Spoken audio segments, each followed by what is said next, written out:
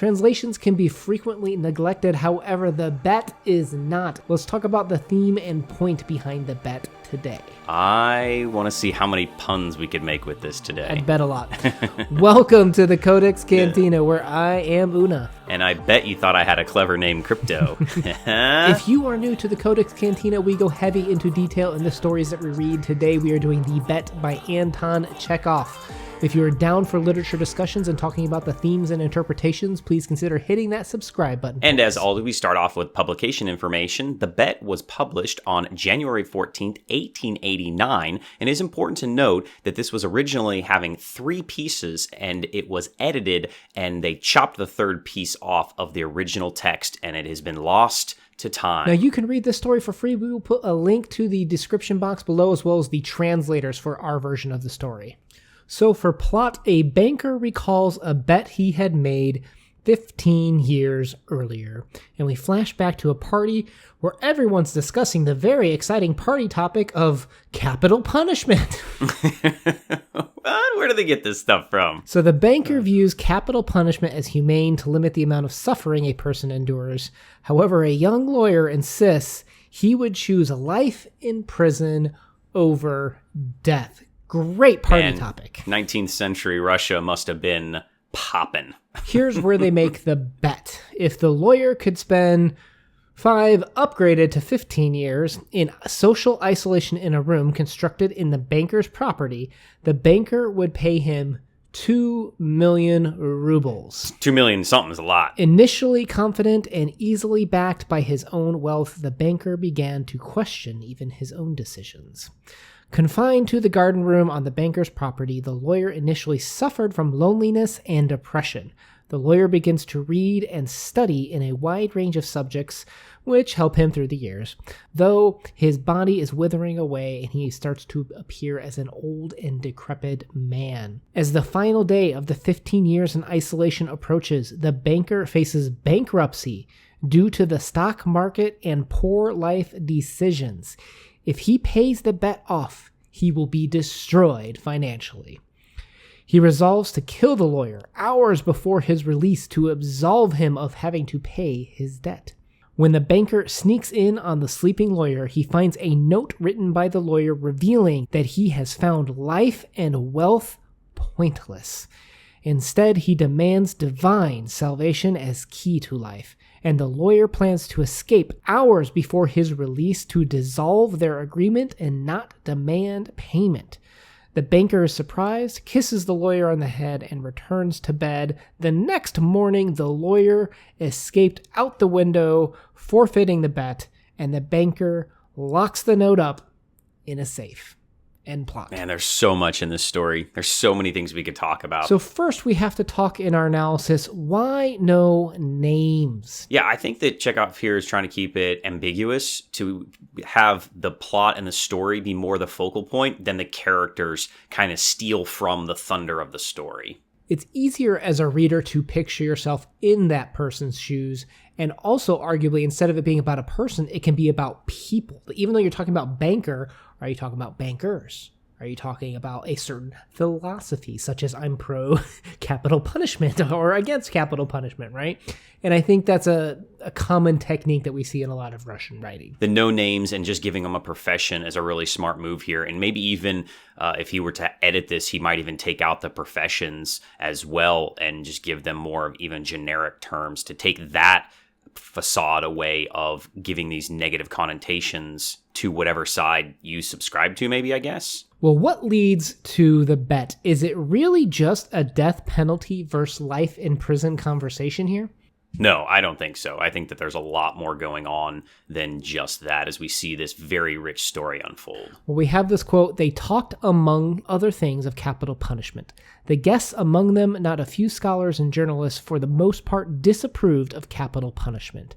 They found it obsolete as a means of punishment, unfitted to a Christian state and immoral. Some of them thought that capital punishment should be replaced universally by life imprisonment."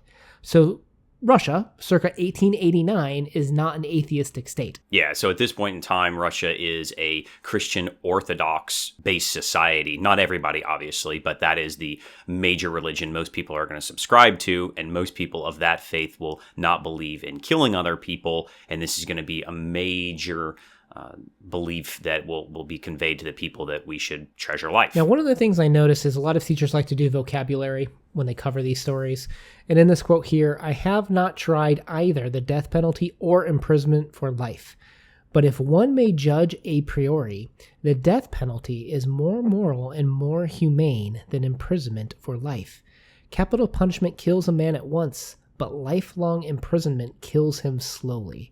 Which executioner is the more humane? He who kills you in a few moments, or he who drags the life out of you in the course of many years? And a lot of teachers will talk about a priori as what's this word mean? A priori is where you theorize before a decision is made. And what's interesting is this kind of is very meta for the story, right? Because this whole idea of the bet, of predicting what's better in terms of capital punishment, these are young men that have not experienced much of life. They are guessing what is most important for life before they've even done it. A priori is almost kind of a little mini theme of what this story is all about. No, I agree, because on the one end, the guy is right that if you have a whole bunch of tragic things happen in your life, family members die, your dog dies, you lose all your wealth, you're homeless.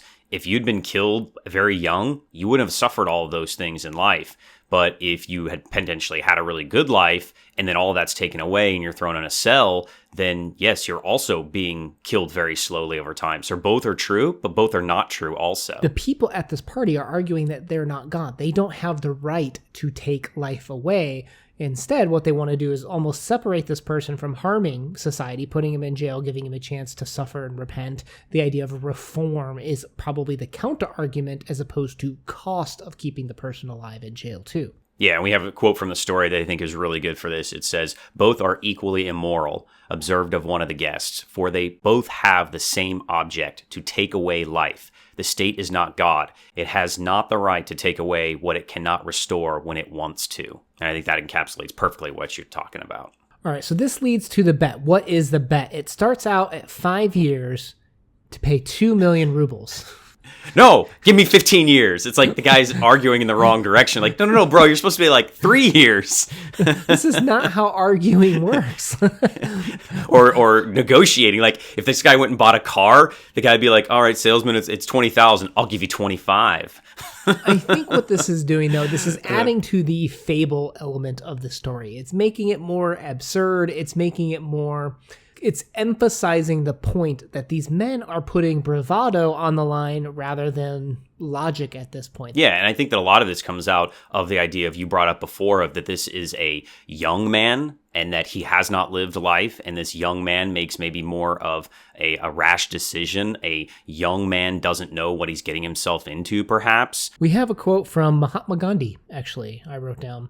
"The world provides enough to satisfy every man's need, but not every man's greed." And here you have a man betting millions against another man's life to spend decades, 15 years imprisonment. And what happens at the end? You'll notice that at this point, the banker starts to even second guess what happens at the end of this. We will not convince anyone what's correct when it comes to capital punishment. All we'll have done is thrown away millions and wasted 15 years of life. Yeah, it's kind of sad. I think about it, though, financially, who's getting the better end of this deal? And that's the young man. I know that I've given up 15 years teaching, and I don't have $2 million to show for it. Well, I think that might say something more about us as readers, because I don't know if I would agree with giving up 15 years of life, even for 15 million. I mean, I know it's rubles here, but, like 2 million.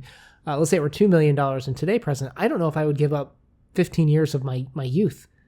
What did they say he was? 22, 25, young 20s. He's 25. Yeah, he'll be 40 when he gets out. Or I remember the guy was like, he goes, he's still going to be a young man when he gets out. And he goes, I want to be destitute. Well, and his destitute is also based on the fact that he's going to be out of money, right? If we look at what these characters learn, well, first of all, He goes to jail, right? His self-imposed jail, spends 15 years in isolation. And it's almost like we get a little montage of the session here, right? Oh, yeah, this would be great if it was like an episode or a movie or something like this, because you would see it like in slow-mo, or it would show him laying on the bed, and then it would show him sitting at the desk, and then it would show him gazing out the window, and it would all be like kind of, I don't know, this surreal, and be the sunset, and then it'd be kind of gloomy, and you'd see the seasons change. It would be pretty hilarious.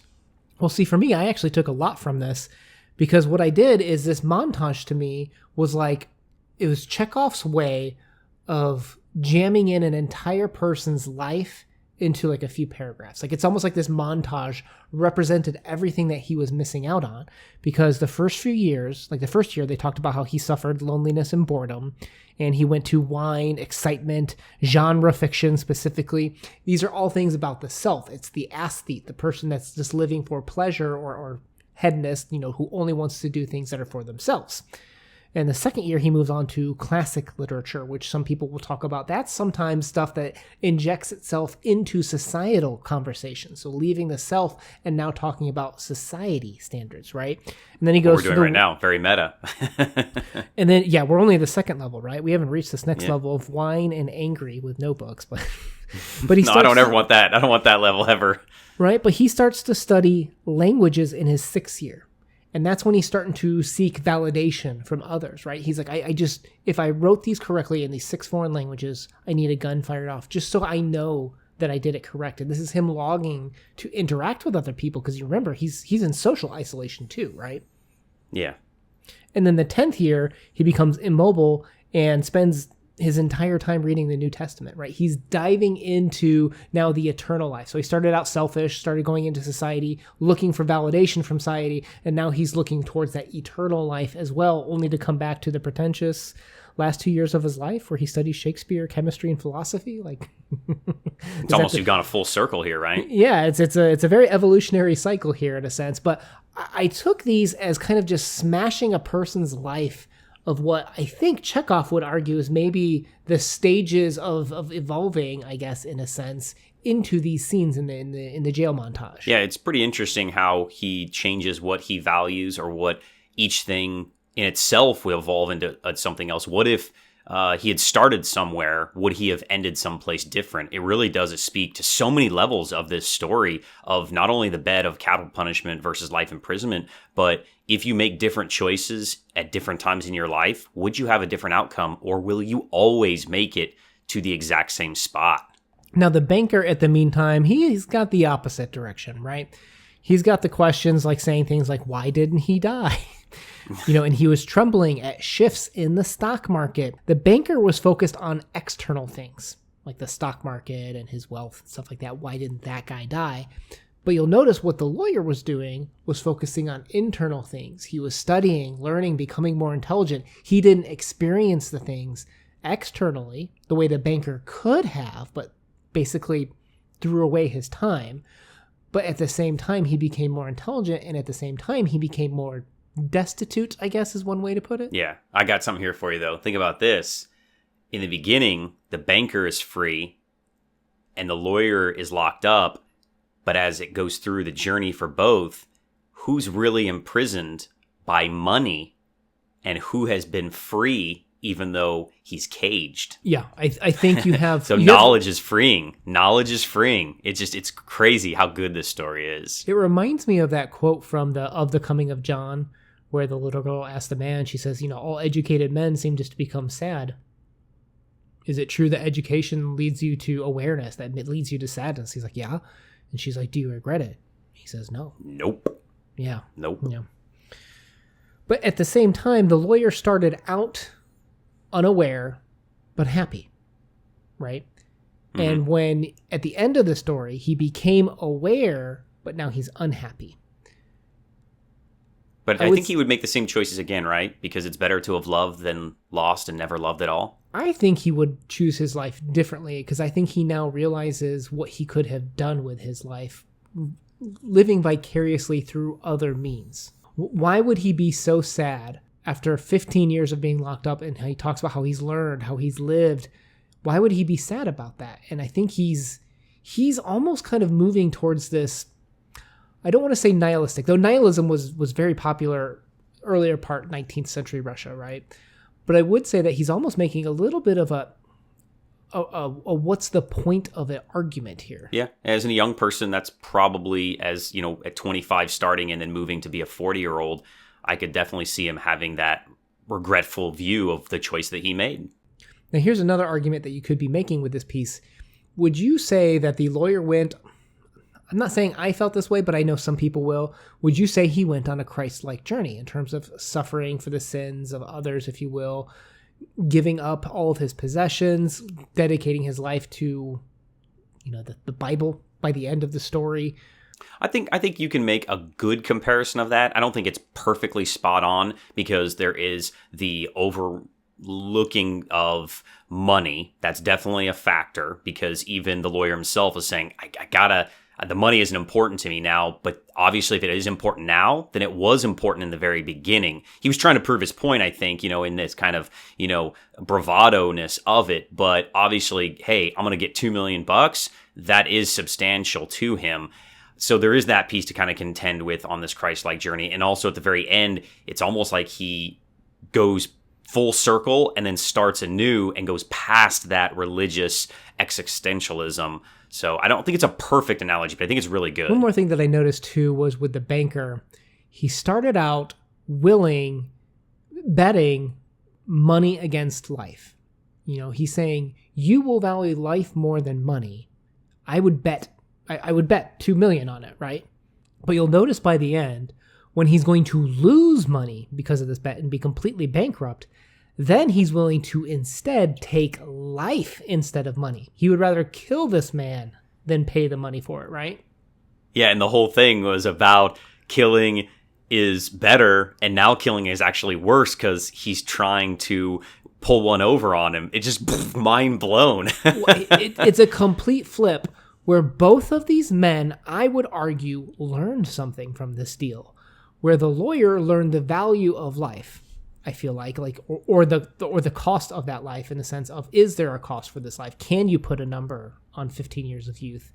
And the banker, originally thinking that money was no big deal, thinking that life was important, flips at the end when he starts to potentially lose those millions and have to pay and lose his fortune. He instead decides to take life. Yeah, you have to live life in order to learn. So you talked earlier about how the third part was just chopped, right? We got part 1. We got part 2. We have no idea what was ever in Chekhov's mind for part 3. Is there any way that you could have made this a win-win situation for both men, or were these men both always destined to lose? I think it could be a win-win. I don't think he would have written it that way, and I think that's part of that. Sometimes we have to suffer in order to learn. Arguably, too, that brings you back to, if someone was pushing for the Christ-like journey and the suffering, I think you can make that argument there as well. Yeah, so that the lawyer is the person that is being crucified symbolically here in order to forgive the sins of the banker. Yeah. Yeah. If that's in part 3, then boof. Yeah, we need to find that part 3. Somebody has that in a personal collection or is in an old journal sitting in a drawer somewhere in Russia worth millions. Well, all right, guys, we're going to have a playlist down below for other Chekhov stories. If you want to check those out, please feel free to help us out by leaving a little emoji if you're not sure what to write but still enjoyed the story today. Let's move into our subjective ratings. Crypto, what are you going to give this one? I'm going to give this one an 8.5. This is like the real version of Groundhog's Day, where Phil goes on this journey and doesn't have really any consequences and has to try to find and discover himself like the lawyer. It's not a perfect analogy, but I really love this story. I think it's great. It's one to check out because there's so many things you can talk about besides just the death penalty and capital punishment, versus life imprisonment. That's there and that's good, but it's very, very rich for such a short story and can say a lot about who you are. Yeah, and to that point, though, I would almost argue if you want to have more capital punishment and more fun, you could even just check out Two Deer by Leo Tolstoy, and he's got a ton of other religious ones, too. I was lower on the personal enjoyment, but agree the analytics is very high. I'll average the two together. My analytics is probably high like yours, like an 8.5 or 9.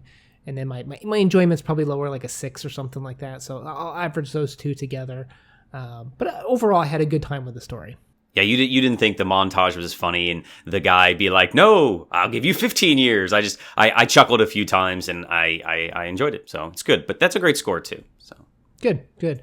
Well, all right, guys. Hopefully you enjoyed the talk today. We post videos 2 to 3 times a week, every Monday and Thursday, with a bonus video on Tuesdays. If you were down for discussions like that, please consider hitting that subscribe button. Una out. peace.